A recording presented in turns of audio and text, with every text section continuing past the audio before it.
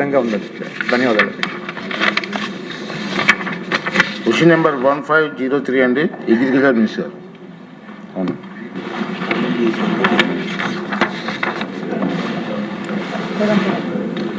అధ్యక్ష, ఏ ప్రశ్నకు సమాధానం లేదండి.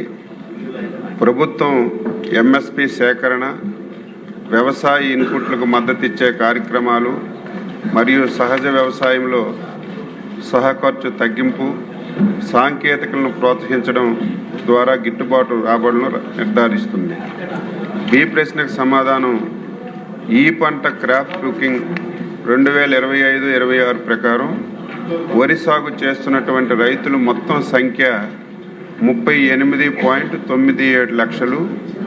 అందులో ఖరీఫ్లో 26.94 లక్షల మంది, రబీలో 12.303 లక్షలు మంది వరి వ్యవసాయం చేశారు. అధ్యక్ష, ఆంధ్రప్రదేశ్ సామాజిక యాజమాన్య సహజ వ్యవసాయం కింద 1.22 లక్షల మంది రైతులు రసాయన రహిత విత్తనం నుండి విత్తనం వరకు వ్యవసాయ పద్ధతుల ద్వారా వరిని సాగు చేయబడుతుంది.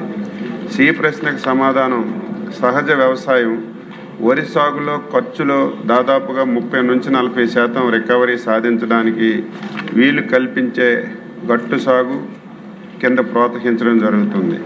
ప్రత్యామ్నాయ పంటలను ప్రోత్సహించడం, మెట్ట ప్రాంతాల్లో పప్పు ధాన్యాలు, చిరుధాన్యాలు మరియు నూనె గింజలను ప్రోత్సహించడం జరుగుతుంది.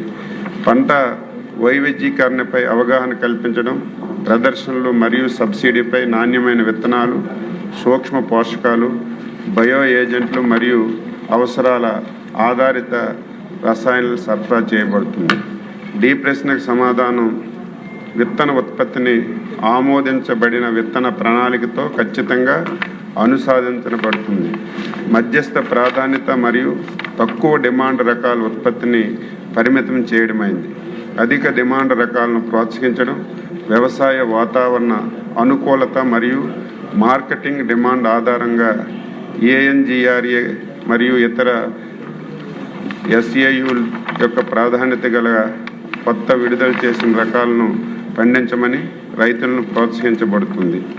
2025-26లో సబ్సిడీ కింద ప్రధానంగా అత్యంత ప్రాధాన్యత కలిగిన రకాలైనటువంటి విత్తనాలు 1,75,290 క్వింటాలు సరఫరా చేయబడింది.